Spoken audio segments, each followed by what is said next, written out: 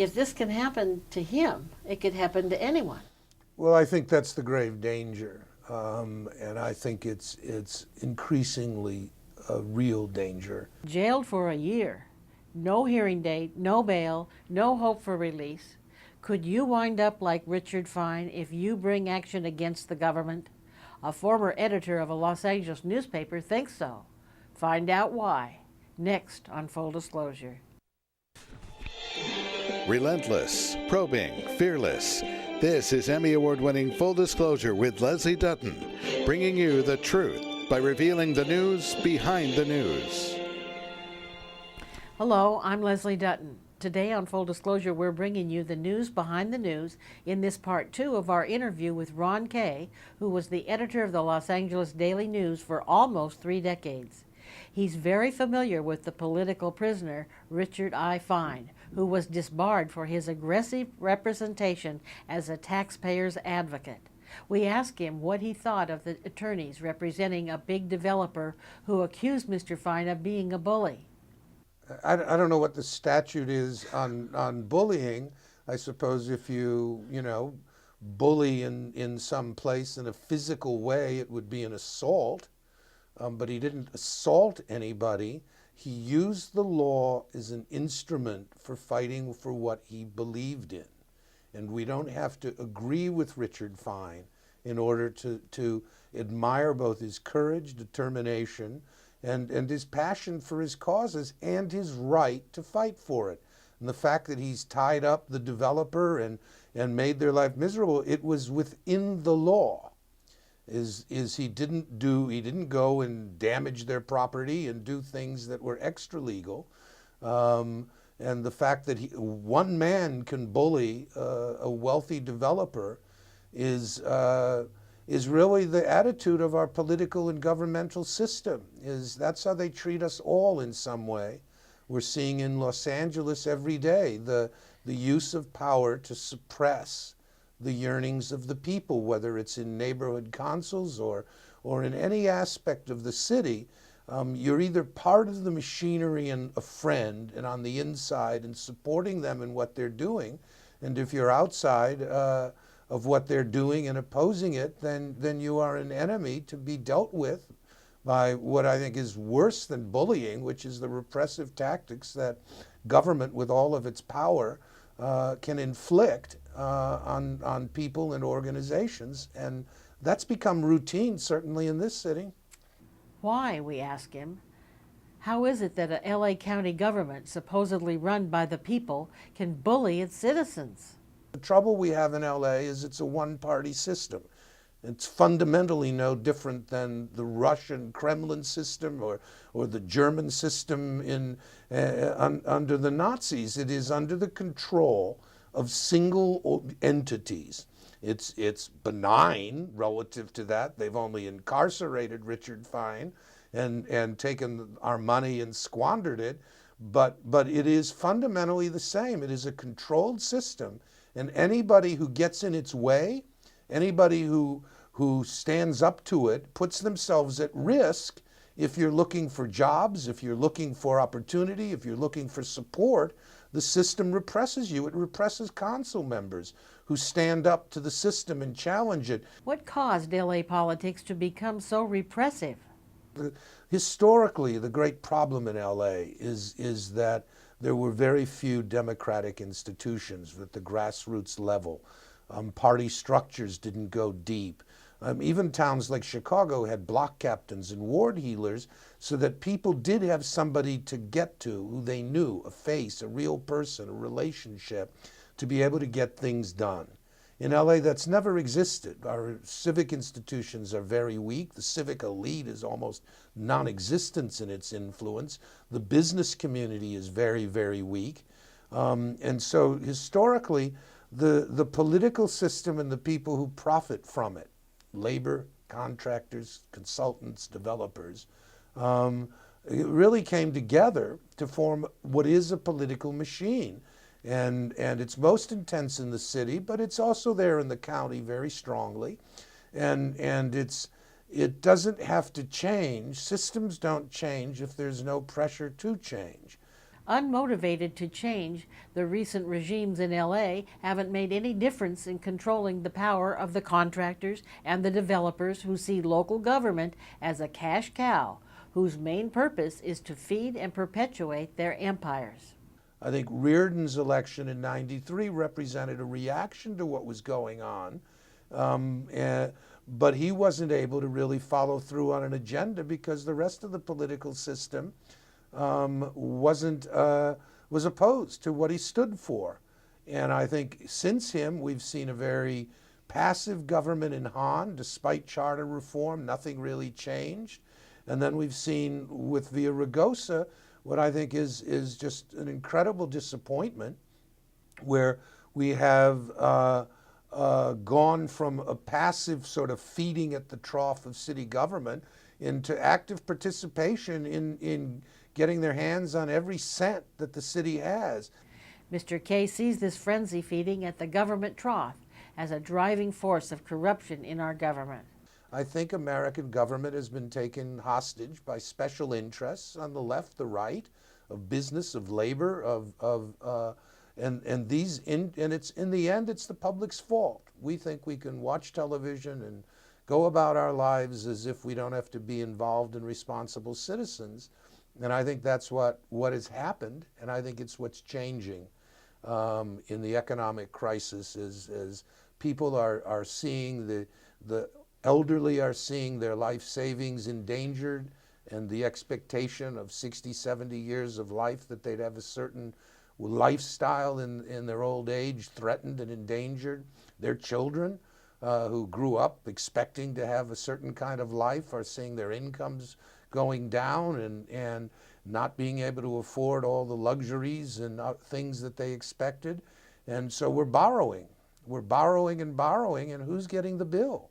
The people under 30 who have iPods in their ears and think that life is just a bowl of cherries.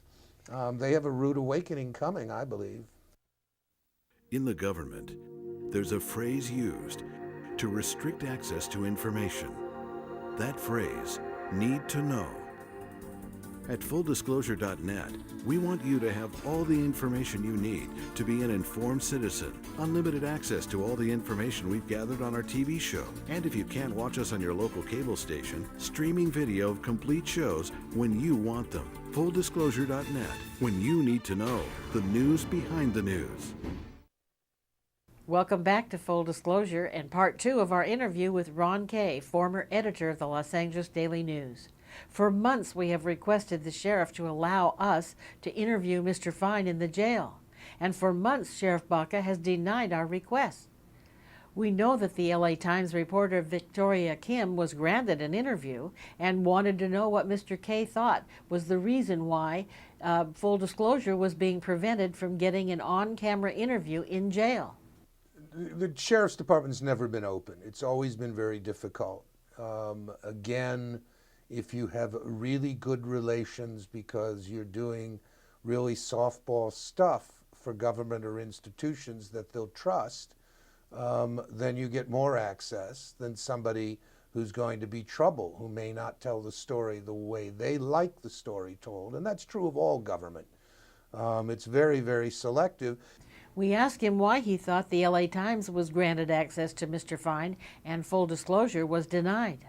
At a newspaper, you have reporters who do get along very well with people in authority, get the news, get the story, and then you have to bring in some people who are very contrarian, who have an eye for seeing things broken and glasses half full. And so you play good guy, bad guy with them to be able to get the access that you need. But institutionally, at a paper like the Daily News, we had a tenth the amount of access as the LA Times. The LA Times is the dominant and has been the dominant institution.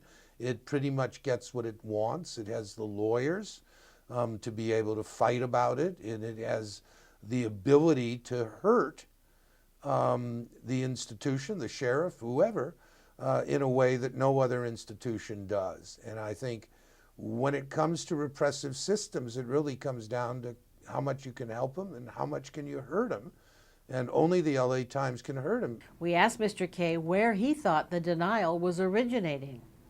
Do you think that the judges are pressuring the sheriff, or is the sheriff doing this to curry favor with the judges, or what? Well, I'm not a big believer in conspiracies, but I do believe there are conspiracies of consciousness, that we get on the same page and we understand the interests.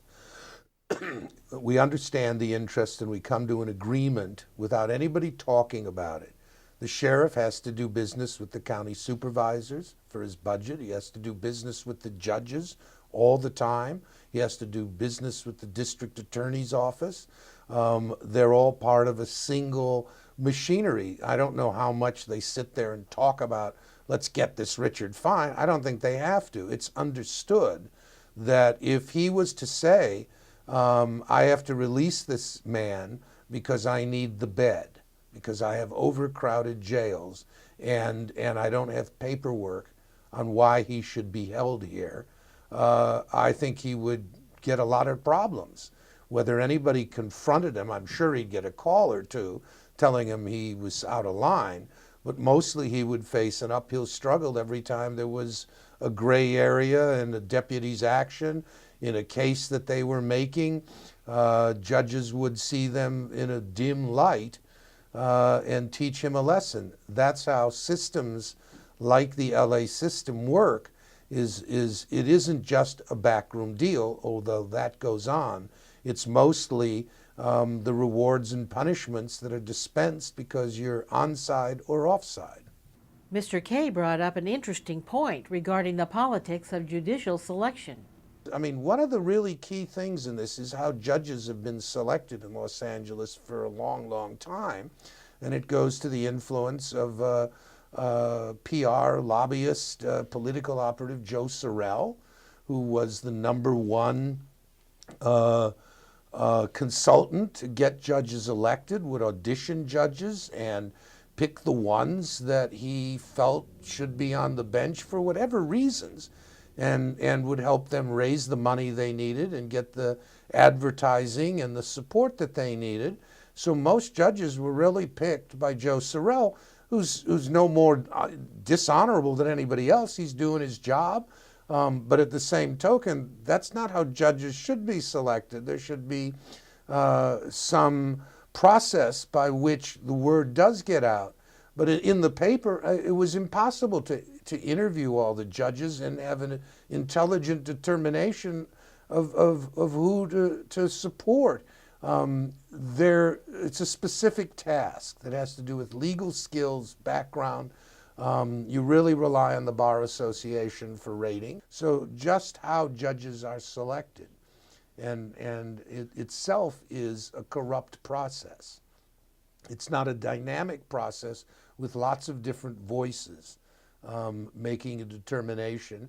And I don't know how most people vote, but I go in there and bring every prejudice I have in all directions of who I'm going to vote for based more or less on the name and the ballot ID, unless I actually know something about the judge. And so a little bit of advertising that raises your awareness that so-and-so's name registers gives them a huge advantage to the fact that I'm willing to bet you 99% of the people who go to the voting booth don't know the first thing about the people they're voting into judgeships. To support their re-election campaigns, appellate court judges hold events. Attending these events are the large law firms who are obviously attempting to curry favor with these appellate judges, expecting favorable rulings from the bench. Isn't this some kind of conflict of interest? I think it's deeper even than a conflict. Many of the judges come out of those big law firms. Those big law firms are big and have tremendous reaches and tentacles into city and county government as outside counsel, a nice lucrative business, who bring cases and have influence. That's why when you're trying to influence something, you go to the big law firms because they have the most access, the most influence, and the most control over not just the judgeships, but of all the politicians. The lawyers contribute more money and have a greater stake in the outcome. There are law firms that specialize in representing people who want to do business in the city and county, where billions of dollars in business are done. They're very, very powerful interests, and the average lawyer doesn't make any more difference than the average citizen. Doesn't really matter what you think. You're drowned out by the big voices with all the money. The Judicial Council wrote Senate Bill SBX 211, which gave retroactive criminal and civil immunity to the judges and county officials who would continue to pay and receive the payments which are specifically prohibited by the state constitution. This seems to show the close relationship between the lawmakers and the judges who judge the laws. This appears to be collusion here in California rather than separation of powers as intended by the Constitution. Well, I don't have any doubt about it, is who makes the laws, he who writes the laws, gets to do whatever they want. And the judiciary is part of the system. Cases challenging government come before them. There are occasional judges who will stand up and take a hard and real look, but there's a lot of other judges that'll just look the other way at the failures of government at all levels. It's broken down the system.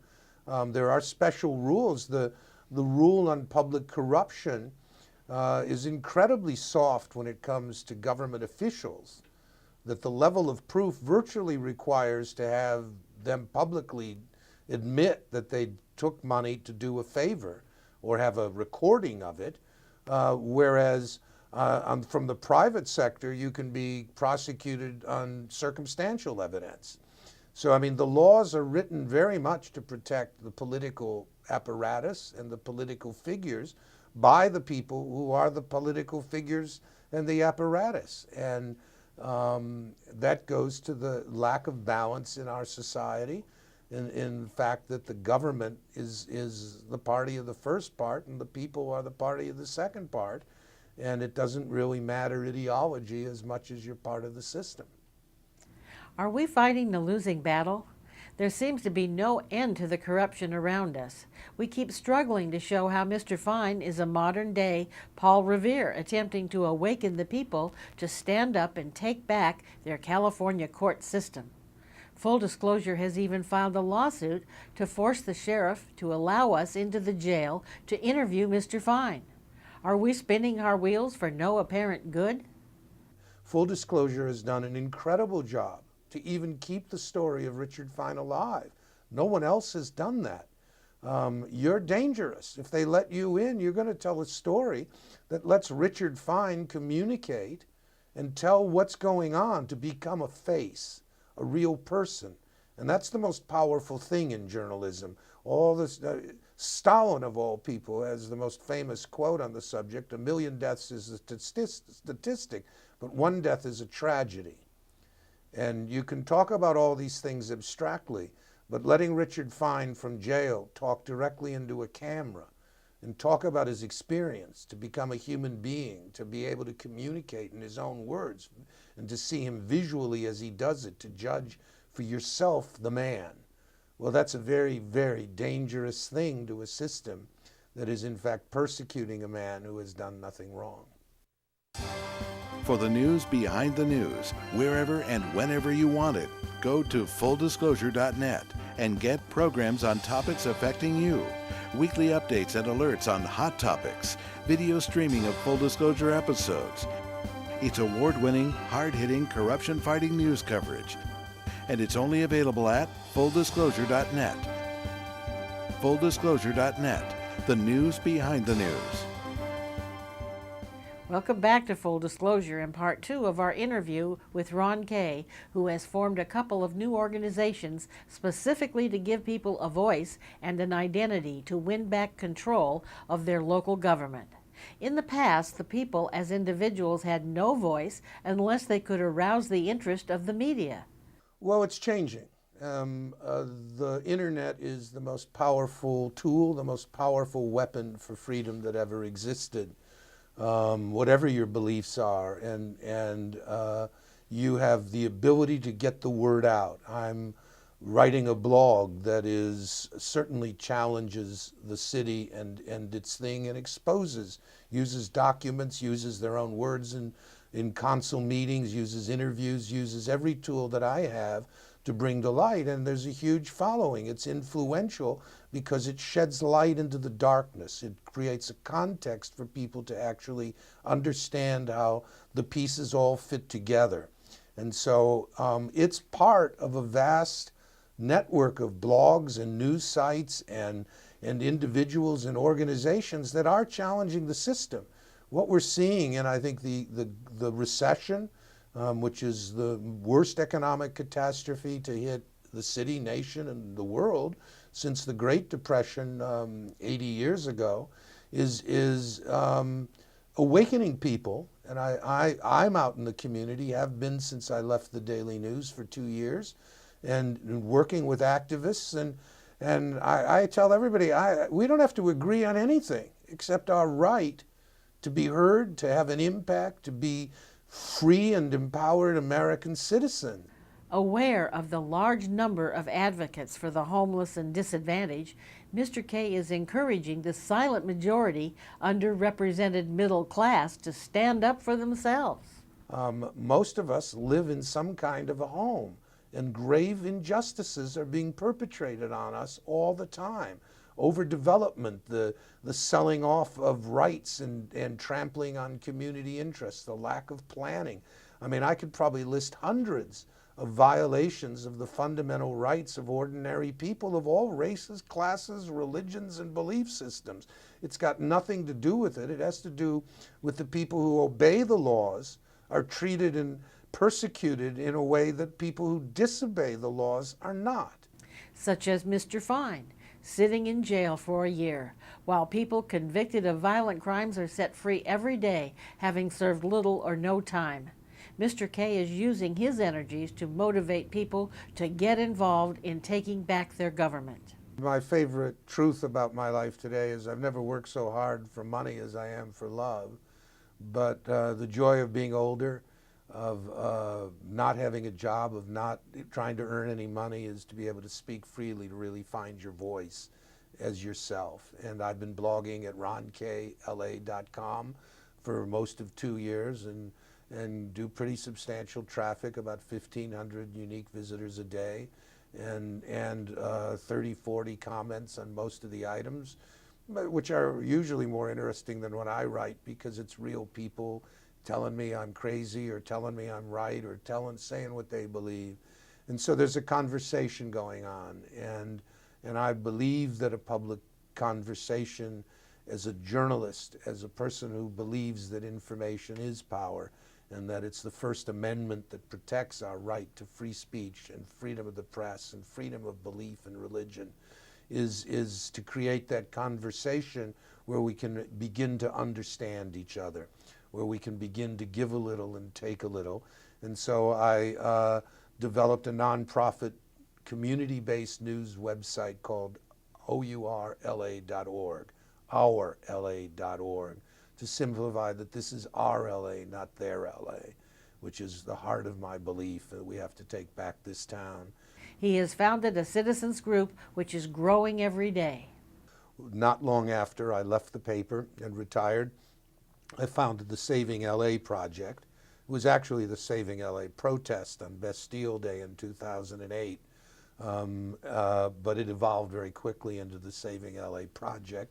And we meet once a month. We try to be a loose-knit umbrella group to raise the debate from the local issues that preoccupy, to get people to see that their issues are all interconnected, that we're all one city, and that we can come together and take power from them.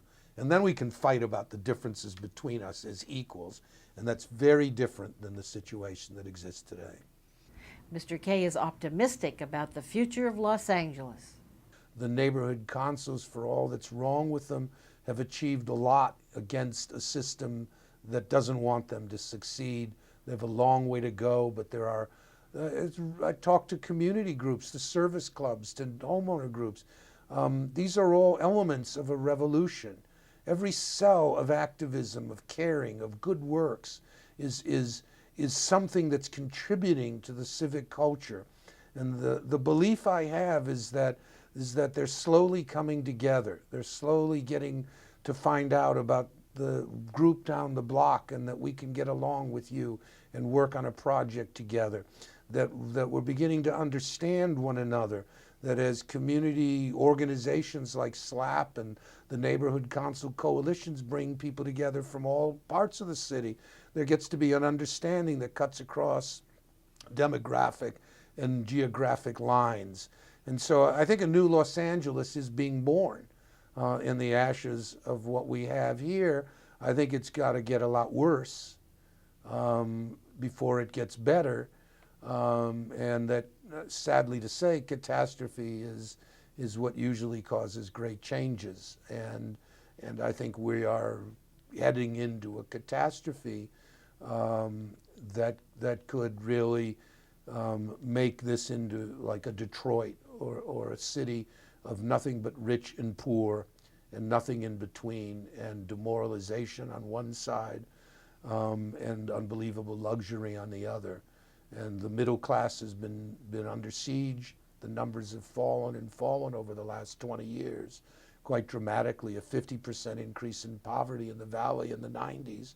The census that's underway now will not show good things for Los Angeles. There's no question that poverty is worse and that the middle class is smaller, and it's got nothing to do with race. It has everything to do with opportunity, safety, good schools, the basics that people value, which is the quality of their lives and the opportunity for themselves, and the belief that their children should have more opportunity than they had. That's not revolutionary. That's real basic stuff that great cities are built out of.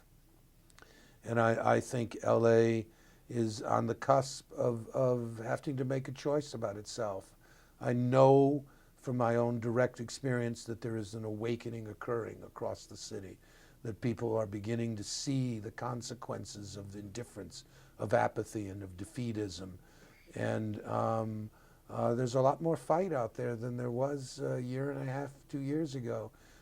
People are getting better organized, and the system is quite aware that they are in peril, and they are fighting for themselves, unfortunately, and not for us.